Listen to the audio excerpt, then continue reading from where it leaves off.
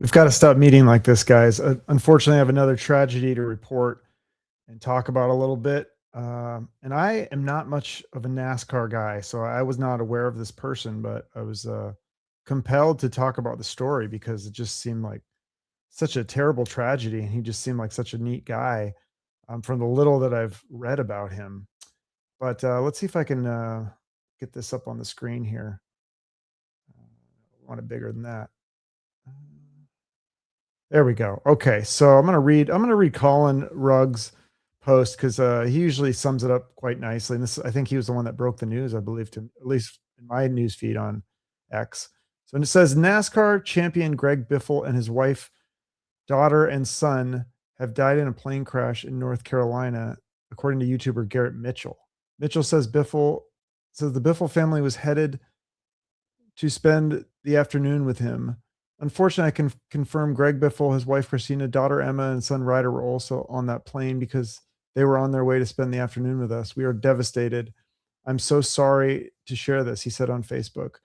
In 2024, Biffle provided life saving assistance to Hurricane Helene victims by flying helicopters to hard to reach areas to deliver supplies and resources. Biffle was named one of NASCAR's 75 greatest drivers in 2023. Heartbreaking. Rest in peace. So let's see. I think there's a video of some sorts. So there's a picture of his family. I don't know if there's audio on this.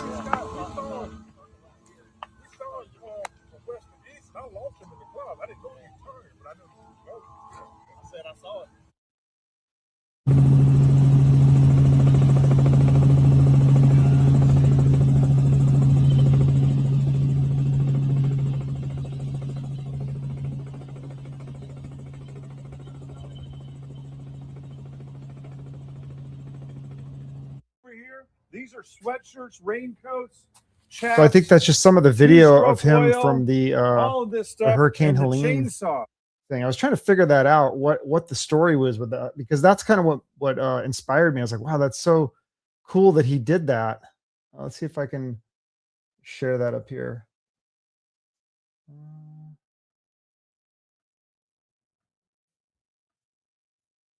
Does that show? Okay, so let's see. This says up here.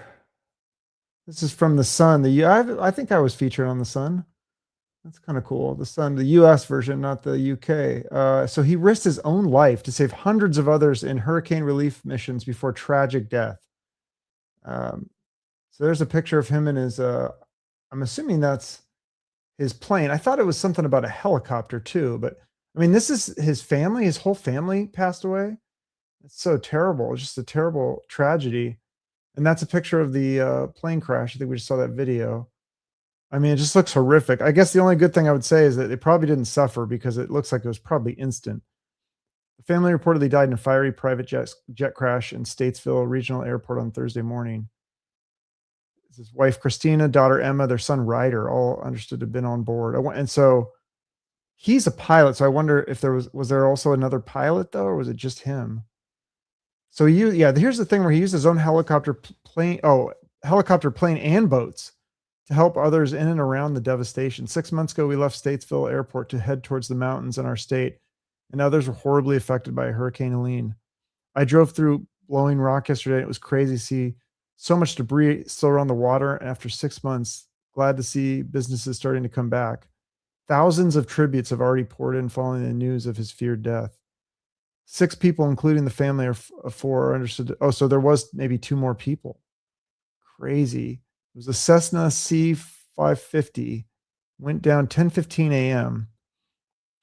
I'm sure there's a million other posts out there, said meteorologist Chris Jackson on X. It cannot be stated how vital Greg Biffle was in organizing the Western North Carolina Helene relief effort, which was among one of the largest civilian humanitarian missions ever on American soil. The world didn't just lose a NASCAR great today. The world lost a great man and a great family that selflessly stepped up and used their resources for the greater good to help total strangers during their time of need. Rest in peace. Another added, it's confirmed that Greg, his wife, Christina, the 14-year-old daughter, Emma, 5-year-old son, Ryder, were killed in the plane crash. You'll see stories of the heroic efforts Greg personally did and orchestrated in Hurricane Helene. Let's see. Greg was devoted to North Carolina, saved countless lives, responsible for massive donations of propane. that were distributed by our volunteers. Wow. So, yeah, I mean, you hate to see this kind of thing happen, and especially to again, I did not I'm not a NASCAR fan, so I can't speak of his NASCAR career, but that's the stuff to me that's like more inspiring than being a NASCAR driver. If you I mean, if it's hard because we can't all do that. Like we don't all have a helicopter and a plane. So the fact that he had those resources and he chose to use them to help others, and it sounds like he put his own life at risk by doing that. Um, it's just it's so that part of to me is so inspiring. That's why I wanted to get on here and give him a shout out, even though I didn't know him or his family. It's just a horrible tragedy. Rip to yeah. I mean, seriously, dude was a great individual. Super sad. Yeah. I mean, now it's like this is what you think about sometimes, like, with your own mortality, it's you start reflecting when something like this happens, and you think about your own legacy and like, if I died tomorrow, I don't think there's not that many people say that many good things about me. So I got to step it up and I got to do something great like this guy did. I mean, this is amazing. The things that he did. I mean, just that Hurricane Helene thing. I mean, and that's just one example. That's the thing that got the publicity or whatever. They wrote an article about it. But I'm assuming if you did something like that, how many other things did you do like that maybe didn't get the publicity? Maybe it was off the record or whatever. You're helping, uh, you know, younger NASCAR drivers, or you're helping, you give nice presents to your pit crew at Christmas, or, what other charities did he donate to? Like, I'm assuming he was a good father and a husband. And, did he help out his other family, his cousins, his aunts and uncles, other people in need, other people that needed his help? I mean, it's just if someone's going to take those kinds of risks, because the Hurricane Helene thing, I mean, again, it's not only that he used his resources, but he put his own life at risk to do that.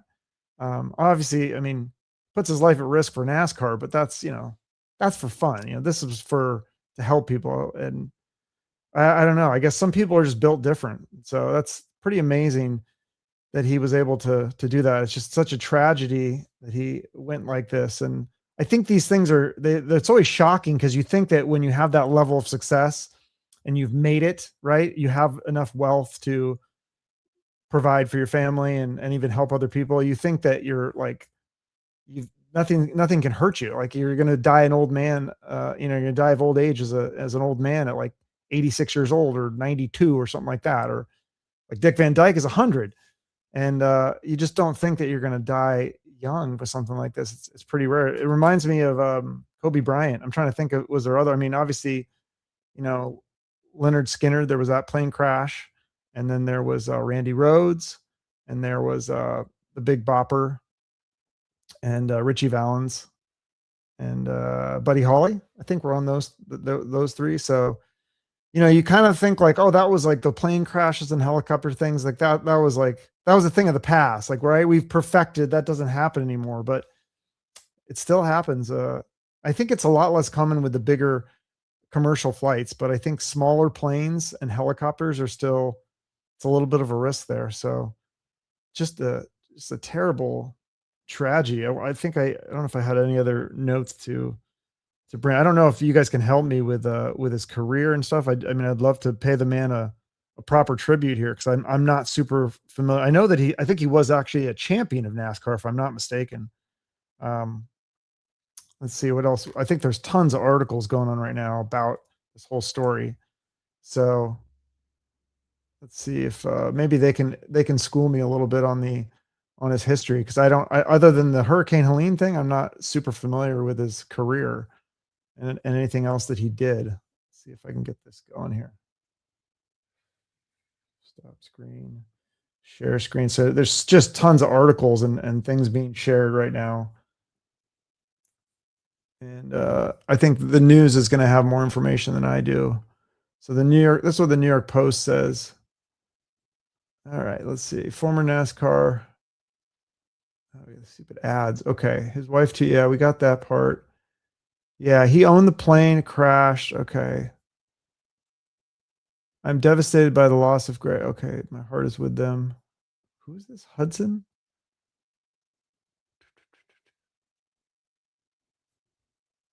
so many ads on these articles. It's hard to read them.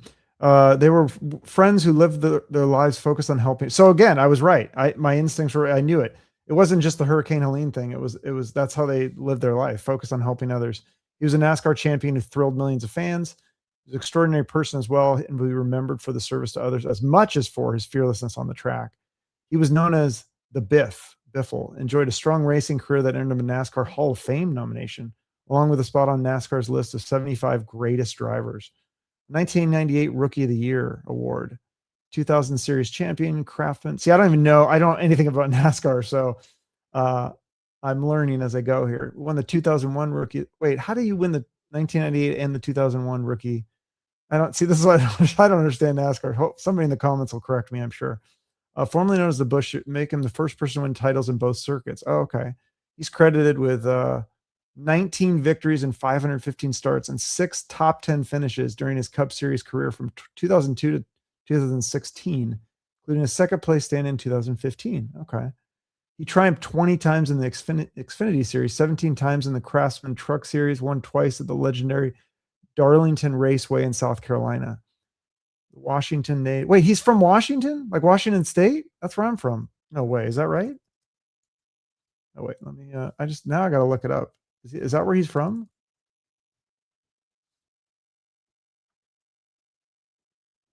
Nickname okay, wait. Oh, he's from Vancouver, Washington. Oh my gosh. I did not know that. Okay. Interesting. I know where Vancouver, I think that's near Portland, if I'm not mistaken. Okay, so Washington native, raced for the legendary Jack Roush and began his NASCAR career in the mid-90s. Okay. Made a headline last year. Yeah, okay, so we talked about that, the Hurricane Helene thing. The mirror that, stupid ads. The mirror that caught our attention well over a mile away, and we're only able to find someone stranded in the mountains at the bottom of Steep Canyon, he wrote on X last October 2nd. 6 attempts to land due to difficulty, but we got there. Got him a chainsaw, EpiPens, insulin, chicken food formula, gas, 2-stroke oil, and sandwiches pre-made from Harris Teeter before we left. His efforts earned the National Motorsports Press Association Myers Brother Award per the Associated Press, which honors those who contribute to stock car racing. So that's him with his family. Beautiful family. Become an active social media user, even crafting a new Instagram post just Tuesday, which read, Kirky Racing, built for performance, trusted by legends. He often posted photos of his family to Instagram, along with other behind-the-scenes looks at his racing and other endeavors. Oh, I wonder if I could find his Instagram. That would be interesting to see, right? Because that's where you really get to know people from what they post. That's what always makes me wonder too. Then I go like, oh man, maybe I need to be careful about what I post, because what if I die and then that's like the last thing that people see from you is your Instagram? You ever think about that? I think about this kind of stuff. All right, we're going to share this. I think I found his Instagram. I don't know if it'll let me share it, but let's see if we can look at this and see if we can learn more about this guy, because it seems like I'm a fan now. I never met the guy. I probably watched 5 seconds of NASCAR in my life, but now I'm a fan of this guy just from what I can read about him. What does this say? Do I have to log in or something? Oh, okay. I have to log in, I guess. Well, so yeah, it looks like he posted a lot of stuff about, there's pictures and the 6th day of Biffmas. I don't know what's that money for? It's probably like a charity or something. Oh, they want me to log in. I don't know if I have my login on my computer. So frustrating. Okay, now I'm reading more about, let's see if I can get this Wikipedia page pulled up. This is interesting. You can read more about, I didn't know, again, that he was from Washington, but it says he grew up in Camas, Washington, which I actually, I interviewed for a job there. That was an interesting town.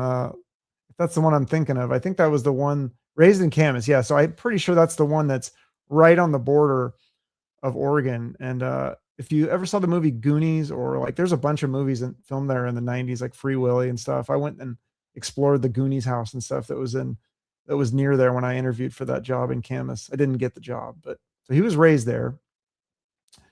He began his racing career actually around the Pacific Northwest. Okay, I didn't even know we had like short tracks in the Pacific Northwest.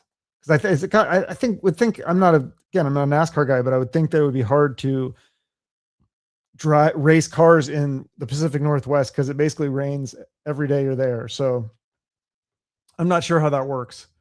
That you drive race cars in Pacific Northwest. So I'm assuming that he at some point moved. Let's see. So how did he enter the first two races? Oh, at Tucson. Okay, yeah. So I was gonna say, like, I don't think they do too much NASCAR stuff in Washington State. So then he went to Tucson, and then all right, and then yeah, this is all okay. This is stuff all about his career. So I don't need to read this whole thing to you guys. I'm sure that, but yeah, I just found that whole part about him helping people. I always think that's such a cool thing. He was a fan of fishing and enjoyed deep sea fishing in Mexico. Wow, that sounds cool. He owned a factory sponsored lures fishing boat. He formerly owned a pub in his hometown of Vancouver called Biffle's Pub and Grill. Huh. I want to say my cousin lived in Vancouver at some point or near there. I wonder if he ever went there. He became a part owner of Willamette Speakeasy in Lebanon, Oregon, along with Sunset Speedway in Banks, Oregon. Surprise, man, this guy was busy. I hate this stuff because it makes me feel like such a loser. He owned pubs. He was saving people in hurricanes and winning NASCAR championships. And I don't do shit with my life. These are the kind of things like we have to learn from some of this stuff. I mean, it's obviously a massive tragedy, but sometimes it takes if his death was not in vain, I mean, maybe this is a way to wake some people up, such as myself, to do good things in the world and do things with your life. Civil suit for evasion of privacy I saw that thing. I was like, what was this about? This is kind of strange. It didn't really fit with the rest of his narrative, but everybody makes mistakes. So I don't know. I'm not excusing if he did something bad. I don't want to get into that though. December 15th. Okay. That was the 6 people. So I still don't know who are the other 2 people that died. Have they said that yet? Cause I know it was his family. Look at all these races he did. Crazy. I don't know if they've said. Yeah. For Vancouver. Yeah. His YouTube channel is worth taking a look at. Okay, yeah, I'll have to check that out. Yeah, I don't know. It's just it's tough. You got the Rob Reiner thing. There's some massive tragedies and going on around the world. There's shootings. I think there's a person. The Brown University shooter is still at large right now. Like there's a lot of crazy stuff going on in the world right now, and it's the holidays. If you needed more stress, so yeah, not to try to sound like make this be a downer, but this is a terrible tragedy. But I did want to share a quick story before I jump off here, if that's okay. If people are still wanting to listen to this, you can rewind it to get more information about Greg. But I just had a quick thing that I was going to do a live stream about this anyways, and I feel like, oh, this kind of relates to what happened when there's a tragedy. But I walked into my gym today, so we're always walking every day, and I always have I sign in, I click in with my little signer thing. And I always take like a mint they have like the mints up there. And I always take a mint because I'm always like, it's the morning. I brush my teeth or whatever, but you're like, just to be safe, let me take a mint. I don't want to have bad breath or whatever while I'm working out and getting close to people. And so I took the mint. And then today I came in and the girl working behind the counter, she takes a mint from the little dish and she slides it across the desk. And I was like, huh? Like she goes, I pay attention. You do this every day. She goes, you didn't get one yesterday because people were crowding the desk and you just walked off. And I was like, I couldn't believe it. I was like, wow. Like it made me think, because you don't think people are paying attention, right? I guess there's a couple lessons in that. One, you don't think people are paying attention to what you do. And that showed that she was paying attention. She goes, I pay attention. I go, you need a raise. That's like going above and beyond your job. So I guess there's a few lessons that, like, one, go above and beyond your job, because that was amazing. I mean, this is a little thing maybe, but to some people, but to me, I was like, it really brightened my day. I was like, wow, somebody actually like took the time to like do something nice for me we're not friends or anything. It's not part of her job to do that. She went above and beyond just to do a nice thing. And I was like, that's really cool. And so I think, is there something that you can do in your life to be a little thing like that? She wasn't flying her helicopter into the hurricane to save people, but just giving me a little mint. Like, it was really cool that she did that. And then so I was just trying to also just really appreciate that and be grateful. So I guess that was my only thing to say, not to be too preachy, but never take a mint from the urinal. Yeah, I know that's great advice too. But yeah, I guess not to be too preachy, but just, see if you can try to do something nice for someone else. And also if somebody does do something nice for you, try to be really grateful about it, because I feel like that's kind of rare nowadays. So uh, Greg Greg, what did yeah, isn't that his name? Sorry, Greg. Yeah, Greg Biffle has inspired me. Um, it's really just a terrible tragedy, and my condolences to the friends and family of the Biffle family, and all the fans of NASCAR, fans and fans of him. I'm gonna have to explore the YouTube channel and kind of do more of a deep dive. But um, yeah, so stay strong out there, and hopefully we'll have better news to report next time. Thanks for watching. Have a nice night.